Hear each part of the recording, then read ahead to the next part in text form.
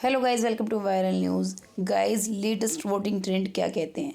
क्या double eviction से चाहत को खतरा हो सकता है? चलिए बताते हैं आपको, प्लीज़ पूरा वीडियो देखिएगा। एक्चुअली कल जो नॉमिनेशन टास्क हुआ, जैसे बिग बॉस कह रहे थे ना कि अनप्रिडिक्टेबल होता है जब भी रजत टाइम कोड रहता है, ऐसा कुछ नहीं है। सबने वो जो रात से बात हो रही थी, एक्चुअली ये इस तरह से होता है, इन लोगों को लगता है कि ये कर रहे हैं। नहीं नहीं नहीं, इतना इन लोगों को हम कहाँ देखते हैं जितना बिग बॉस की टीम देखती है, जो टास्क डिज़ाइन करती है ना। उनको सबको पता होता है कि कौन किसके निशाने पर है, कौन किसको जो है वो नॉमिनेट करने वाला है। तो वो उसी तरीके से टास्क को डिज़ाइन करते हैं कि जिन जिन को उनको रखना होता है ना नॉमिनेशन में, हाँ उन्हें भी पता है जो अच्छे खिलाड़ी हैं वो तो बच ही जाएंगे, लेकिन जो निकलने हैं वो ज़रूर एक दो को ऐसा डालते हैं कि जो अच्छे खिलाड़ी हैं वो बच जाएं।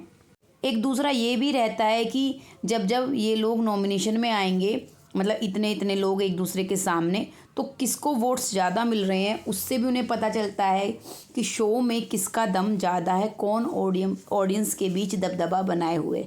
जैसे अब की बार विवियन और करणवीर दोनों हैं, तो उससे पता चलेगा कि भाई जिसको वोट ज़्यादा आ रहे होंगे, साथ में दिग्विजय भी है और चाहत है, फिर दो हैं ईडन है और बग्गा है ना।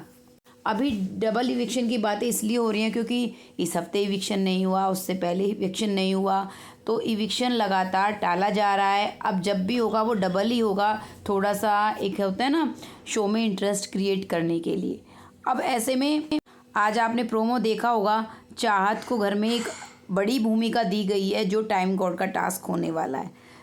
इससे पहले भी एक बड़ी भूमिका दी गई थी जब रजत दलाल को टाइम गॉड के लिए कंटेंटर बनाया था, चाहत ने उसकी हेल्प की थी।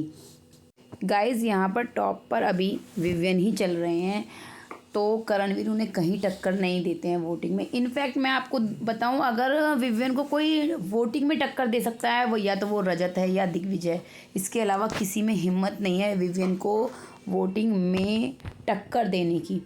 और रही बात चाहत की, चाहत कहीं नहीं जाने वाली। इन मतलब मेन लीड हैं ये तीनों, इनमें भी चाहत इनके बाद है। जस्ट मैंने बताया ना, तीसरे चौथे नंबर पर चाहत इजीली घर में आएगी। अविनाश से बहुत आगे है, ईशा से बहुत आगे रहती है।